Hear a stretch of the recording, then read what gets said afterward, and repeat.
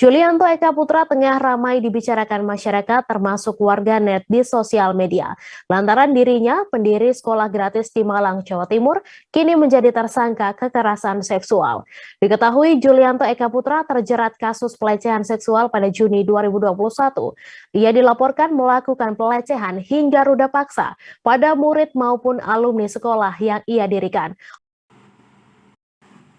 Assalamualaikum warahmatullahi wabarakatuh. Perkenalkan, nama saya Rio Yustira dari Fakultas Psikologi Uinsuska Riau dengan NIM 12060114604 dari kelas gabungan A Psikologi Forensik. Baiklah, langsung saja saya akan menjelaskan kasus pada video sebelumnya dan apa kaitannya dengan psikologi forensik.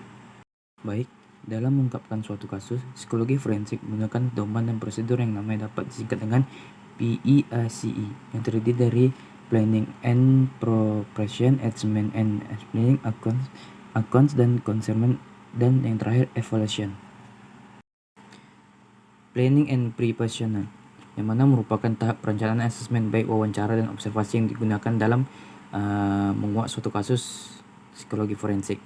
Kejaksaan Tinggi Jawa Timur sejak April lalu sudah meminta izin Majelis Hakim Pengadilan Negeri Kota Malang untuk menahan terdakwa Julianto karena ia bebas mengintimidasi sejumlah siswa SMA Selamat Pagi Indonesia yang menjadi saksi korban kejahatan seksual.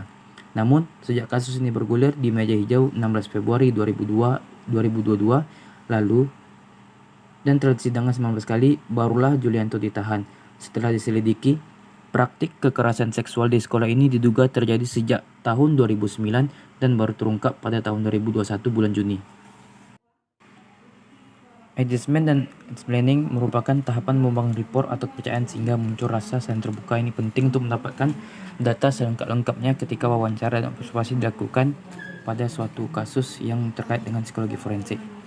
Seperti yang disampaikan dalam podcast Deddy Corbuzier, dalam podcast tersebut, keduanya bercerita bagaimana Julianto Eka telah melakukan kekerasan seksual fisik verbal kepada keduanya.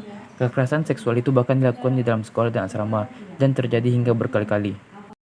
Selanjutnya ada akun yang mana tahap ini dilakukannya asesmen terhadap subjek, yaitu seperti melakukan perhitungan pada kasus tersebut agar tidak terjadi kesalahan dalam menyelidiki atau mengungkapkan tindakan yang dilakukan oleh pelaku kekerasan seksual. Closer, di mana dilakukannya analisis terhadap data yang diperoleh untuk membangun kesimpulan sesuai dengan tujuan pemeriksaan.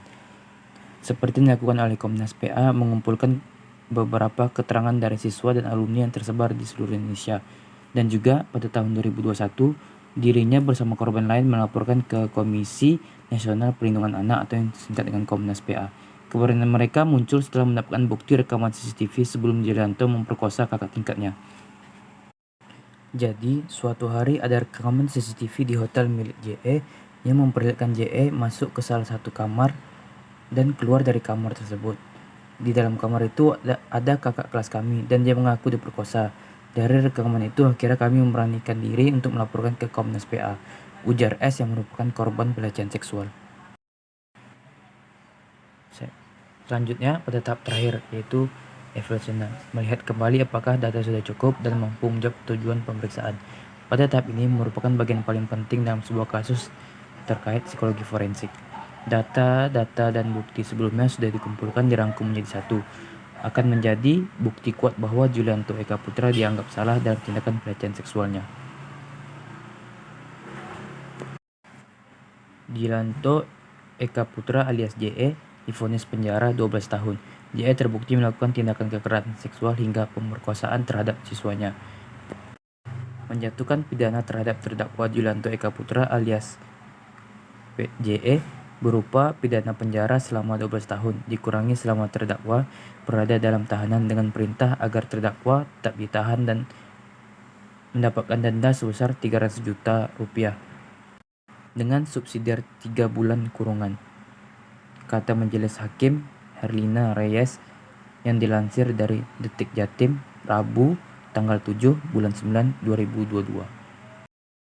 Maka dari itu, psikologi forensik memiliki peran penting dalam kasus ini. Seorang psikolog forensik juga bisa bekerja sama dengan pengacara, ahli jaksa, dan hakim dalam mengungkapkan suatu kasus yang sulit untuk diungkapkan kebenarannya. Psikolog forensik juga memiliki tugas wawancara investigasi pelaku, wawancara para saksi, dan melakukan criminal profiling atau mencari gambar perilaku dan profil pelaku agar suatu kasus dapat terungkap kebenarannya. Baiklah, sekian dari pembahasan saya.